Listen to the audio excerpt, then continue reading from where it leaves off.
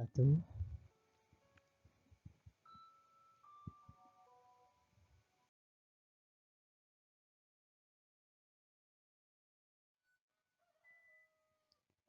Bagaimana kabarnya hari ini? Semoga senantiasa diberi kesehatan lahir dan batin, dimudahkan hati dan pikirannya dalam menuntut ilmu, dipermudah serta dilimpahkan rezekinya. Amin, amin ya Allah ya Rabbal Alamin.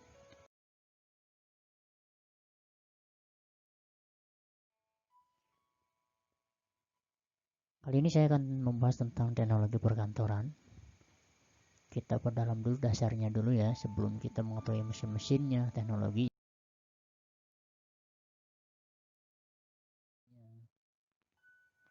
Nah, ada yang udah tahu pengertian teknologi perkantoran?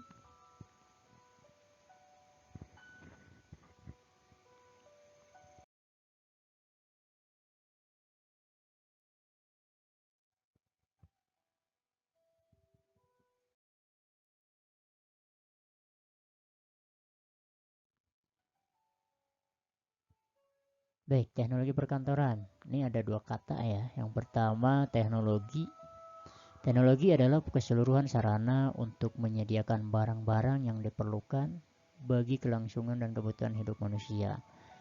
Kemudian ada kantor. Kantor adalah tempat untuk melakukan pekerjaan tata usaha. Dalam hal ini makna tempat adalah ruang, gedung, kompleks, serta perabot dan perlengkapannya. Jadi kalau teknologi perkantoran, kalau dari dua kata ini, yang pertama ini adalah sarananya, kemudian tempatnya juga harus ada. Nah, sedangkan definisi teknologi perkantoran adalah berkaitan dengan penggunaan peralatan dan mesin-mesin untuk membantu dalam melaksanakan pekerjaan administrasi. Untuk itu dalam pelaksanaannya diperlukan pengenalan alat, jenis mesin, serta cara penggunaannya untuk melaksanakan kegiatan.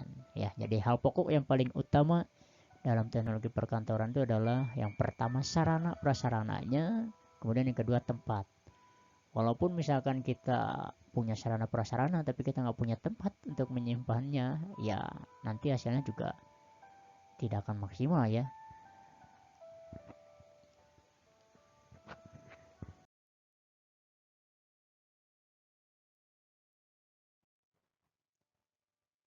Nah, baik, sebelum kita mengenal jenis mesinnya, cara penggunaannya, kita harus mengenal dulu proses-prosesnya seperti apa sih teknologi perkantoran ini. Ya, yang pertama adalah menghimpun, kemudian mencatat, itu prosesnya ya. Kemudian proses yang ketiganya mengolah dan memperbanyak. Setelah itu proses yang kelimanya mengirim dan menyimpan. Kemudian untuk proses yang keenam, yang ketujuhnya melakukan komunikasi serta menghitung.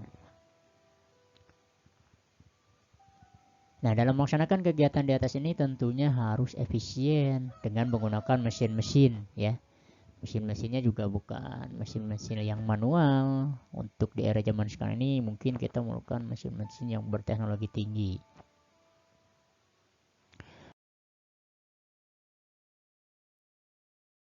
Baik, kita bahas dulu tentang proses-proses yang tadi di atas.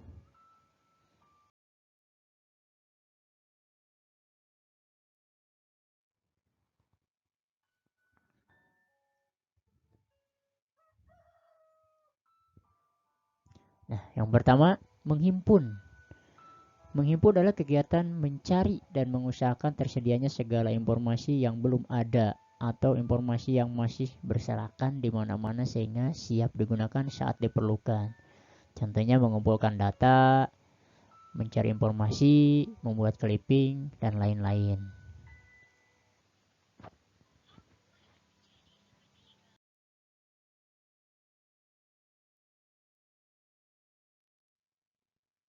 Ya. Yang kedua, mencatat. Nah, mencatat merupakan kegiatan tulis menulis mengenai data-data yang diperlukan sehingga berwujud tulisan yang mempunyai arti, dapat dikirim dan disimpan. Contohnya membuat surat, membuat notula, mencatat kegiatan dan lain-lain. Yang ketiga adalah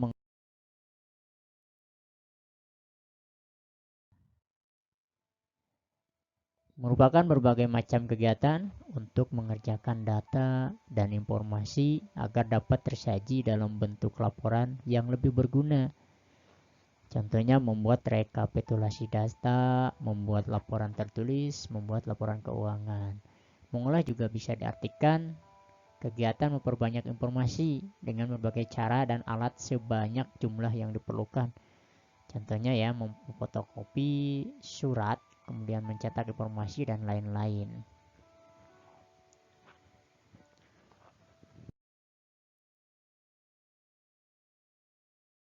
Keempat, memperbanyak merupakan kegiatan memperbanyak dengan berbagai cara dan alat sebanyak jumlah yang diperlukan.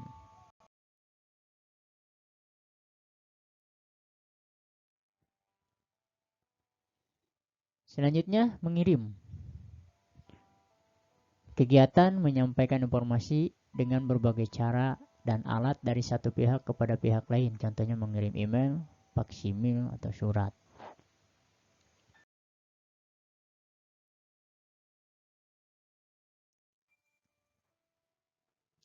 Kemudian menyimpan.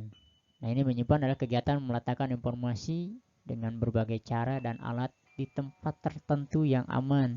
Contohnya menyimpan surat, arsip, menyimpan data untuk informasi ke komputer, menyusun buku di perpustakaan. Nah, ini juga ada aturannya ya kalau nanti kalian mempelajari.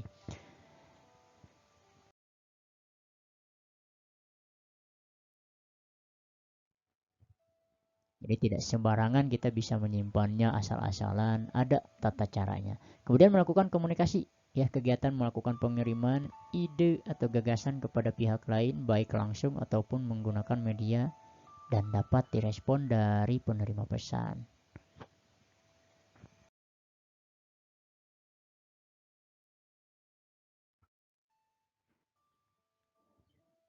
Nah, itulah penjelasan tentang proses-prosesnya. Kemudian macam-macam perlengkapan kantor berteknologi canggih. Yang pertama ada word processing, kemudian ada email, voicemail, electronic calendaring, audio conferencing, video conferencing, facsimile transmission.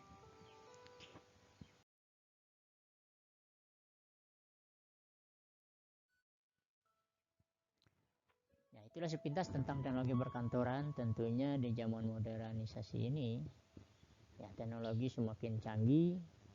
Kemudian di era digital sekarang ini juga tentunya tak lepas dari jejaring internet ya. Apalagi di masa pandemi ini segala sesuatu kita harus berbasis digital, internet. Mungkin dalam pembelajaran juga kita harus daring dulu ya. Untuk itu segala sesuatu hal di zaman sekarang ini tidak lepas dari jejaring internet. Nah, kita akan bahas tentang internet ya. Dasarnya dulu saja. Dan sepintas itu ya tadi. Karena di era pandemi ini kita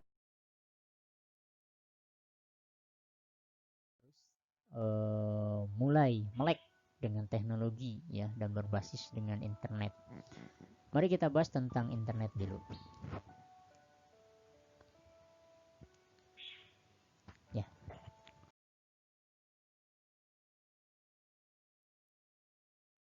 Jadi berkaitan dengan mata pelajaran kita di semester 2 itu di bab 7 menganalisis informasi dari internet untuk menunjang pekerjaan kantor.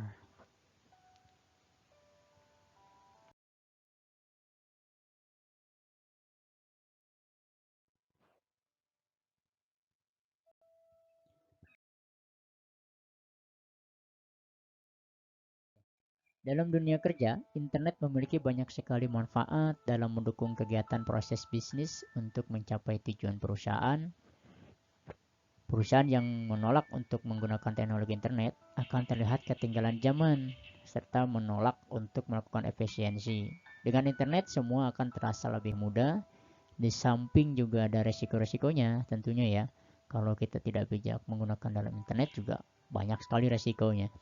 Selama pimpinan kantor bisa melakukan kontrol penggunaan internet, maka masalah-masalah yang ada akan bisa dikendalikan.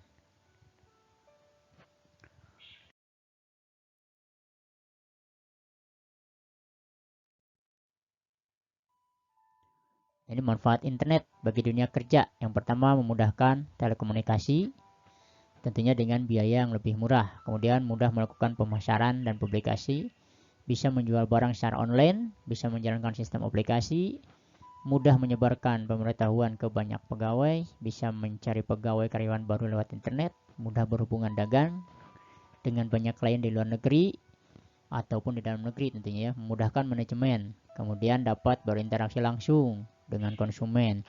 Kemudian karyawan memiliki fasilitas hiburan tambahan saat waktu senggang ya.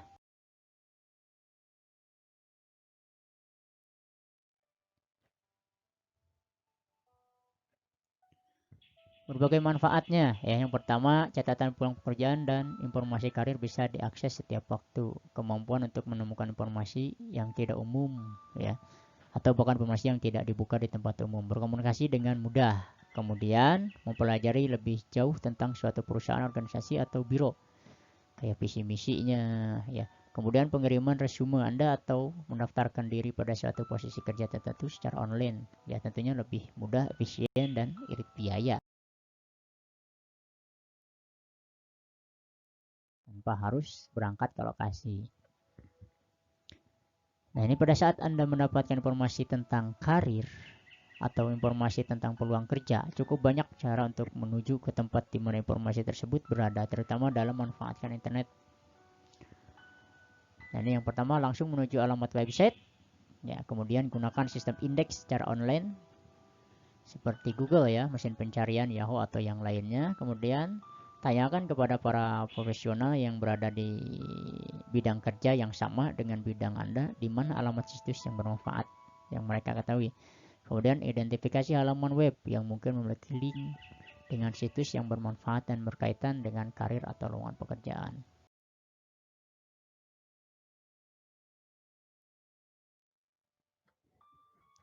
Nah, ini kesimpulannya.